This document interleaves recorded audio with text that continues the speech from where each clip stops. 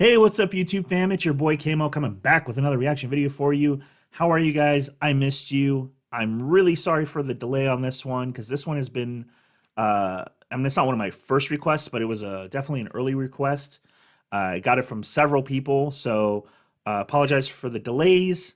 Here we are, Brian Regan dinner party from his I Walked on the Moon special, which I believe he shot at Irvine Improv, which used to be my go-to improv. I'm from Orange County, and that used to be my jam. So with that out of the way, let's get this going. If you could please like, subscribe if you haven't already done so, and comment, share. Always good, always helps. Let's get it going.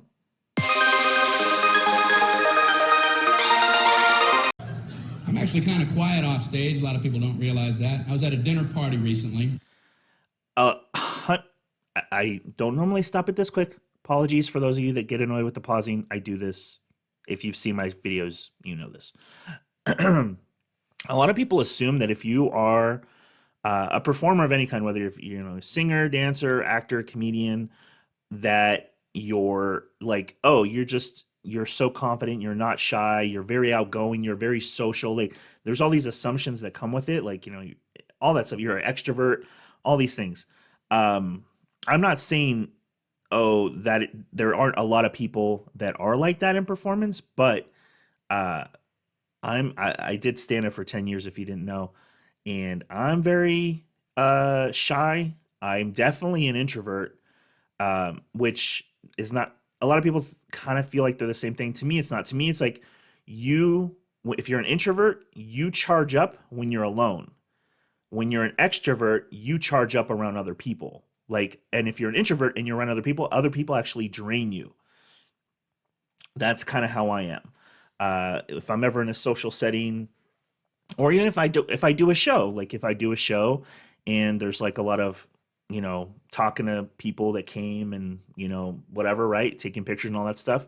After the shows, I'm like done. I'm beat because I'm just like, and stand up is actually kind of a weird one because for most comedians, if not all, you are on such a high when you're done performing, regardless of how you do. Because if you bombed, you're on a different kind of high. It's actually a low, but it's still an energy that, like, it's hard for you to go to sleep.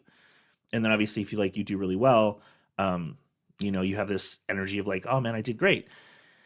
But then if I'm around a lot of people after that, it just drains me so quickly. So I fully get what he's trying to say about him being shy off stage, but people don't.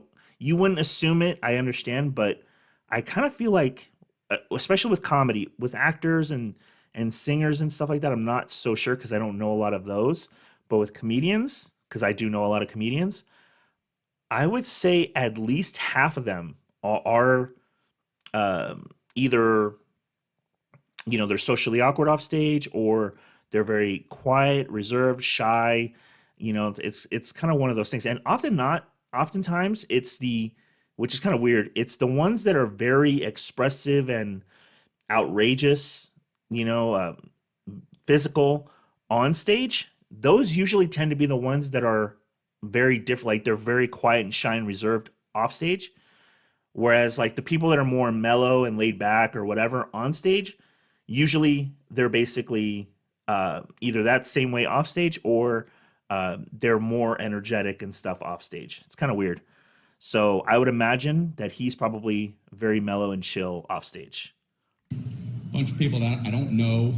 One guy talking plenty for everybody. Me, myself, right? And then I, and then myself, and me. I couldn't tell this one about I because I was talking about myself, and then me.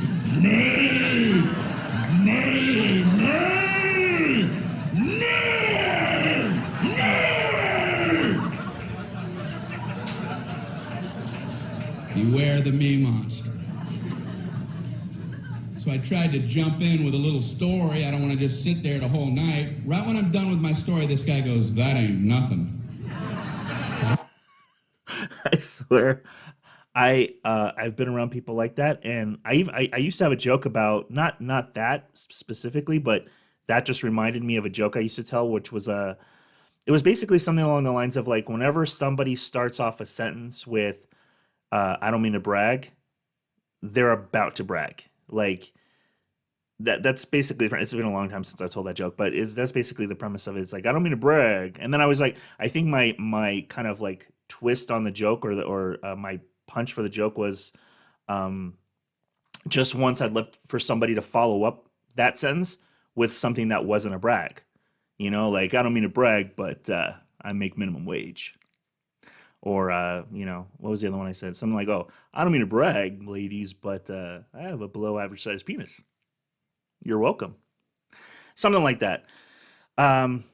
So to me, the I don't mean to brags and the one, oh, that ain't nothing. Oh, you think that's funny? Where do you hear that? Like, those are so annoying. And it's not even they're annoying because they have something to share as well. Like, it's a conversation. Of course you can share. But when you're trying to be like, oh, mine's better than yours, that's what's annoying as hell. Didn't mean to waste everybody's time. That's exactly how it feels. Telling my nothing story. Here, let Marco Polo speak. He's back with tales of adventure. My story ain't nothing. Maybe it wasn't, because I made the mistake of trying to tell a story about having only 2 wisdom teeth pulled, and I learned a lesson. Don't ever try to tell a 2 wisdom tooth story, because you ain't going nowhere. The 4 wisdom teeth people are going to parachute in and cut you off at the pass. Halt! Halt with your 2 wisdom tooth tail. You will never complete one, trust me. I'm trying to tell my story. I had some wisdom teeth pulled. I had 4 pulled. Oh, okay.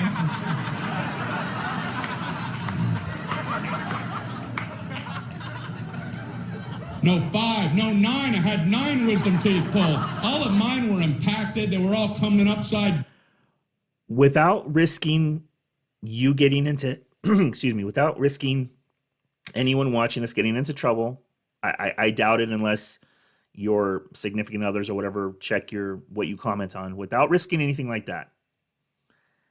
If you know somebody like this, like closely, like a relative or a friend, just like, can you put in the comment section like who it is? You don't even have to say a name. You can just be like, my brother, my mom, my dad, my girlfriend, my wife, my husband, whatever, right? Just a quick little who.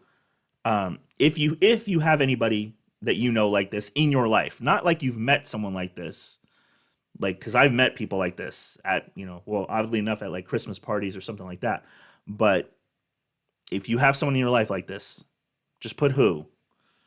If you want to share more how you deal with it or that's cool. But at least just if. Down, the roots are wrapped around my tongue, coming out my nose.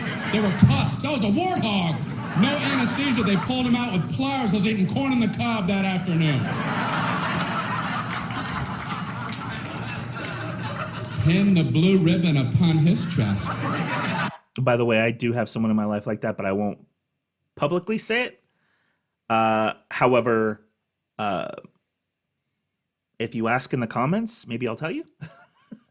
If I'm sure that you're not secretly a spy. That knocks the socks off of my wisdom tooth tail. Why do people need to top other people? I've never understood it, and I see it all the time. Yeah. Obviously, people get something out of it. At best, people wait for your lips to stop. Yeah, as soon as... Okay, you, me! You, me! You see the difference? You see that? Now I do. So annoying. What is it about the human condition? People get something out of that. That's why I have a social fantasy.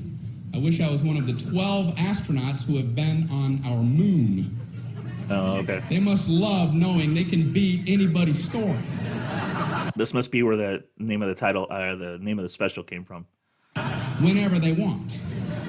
They can sit back quietly at a dinner party while some other person, some me monster's doing his thing, and let him go. Let him run with the line while you be quiet. Oh, really? Let him have his moment. Yeah, I'm a big traveler. I have my business. I got my own global enterprise I got to check. And, driving in the Autobahn because I keep a fleet of sports cars over in Zurich. I get this Swiss account that I got to check. Mount Kilimanjaro expedition, might have to cancel that. Runways in Aspen are a lot shorter the first time you go.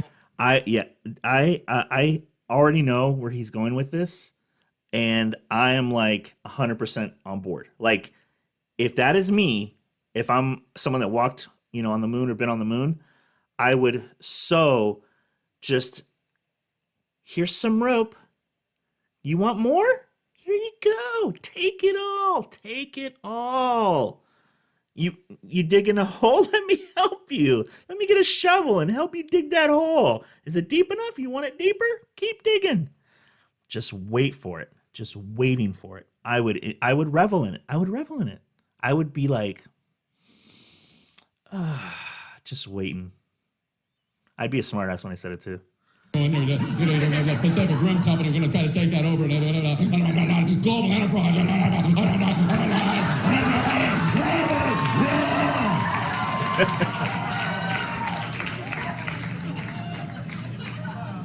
I walked on the moon. And then go right back to eating.